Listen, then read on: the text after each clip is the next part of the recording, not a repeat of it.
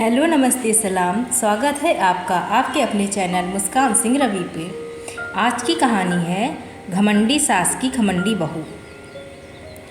वैसे तो सास की कहानी आमतौर पर भारतीय परिवार में सास और बहू के रिश्ते के इर्द गिर्द घूमती है। यह एक ऐसा कहानी है जो अक्सर पीढ़ियों के संघर्ष, आपसी समझ और एक दूसरे के साथ तालमेल बैठाने की कोशिश को दर्शाती है। यहाँ एक उदाहरण प्रस्तुत है। एक समय की बात है। एक छोटे से गांव में शांति नाम की महिला रहती थी। शांति अपने पति और बेटे के साथ रहती थी। उसके बेटे का नाम रोहित था। जब रोहित की शादी सीमा नाम की लड़की से हुई तो सीमा घर में नई बहू बनकर आई।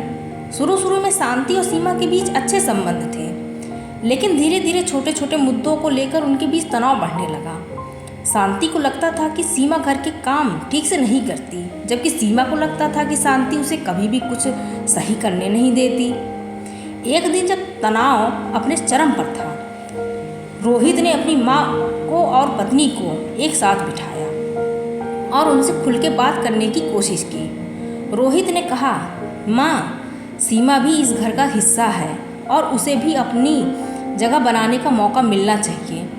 और सीमा, माँ ने इस घर को इतने सालों से संभाला है, उनकी राय और अनुभव का सम्मान करना चाहिए। शांति और सीमा ने रोहित की बात मानी और एक दूसरे से खुलकर बात की।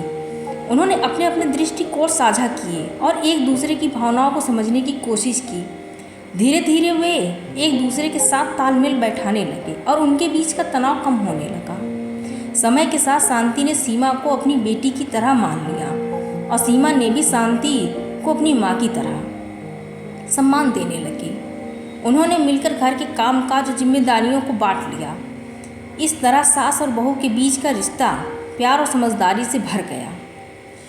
इस कहानी से यह निष्कर्ष निकलता है कि सास और बहू का ही रिश्ता क्यों ना हो, लेकिन समझदारी, सहनशीलता और आपसी संवाद से सुधारा जा सकता है। एक दूसरे की भावनाओं का सम्मान करने और उनके दृष्टिकोण को समझने से रिश्ता मजबूत और सुखमय हो सकता है।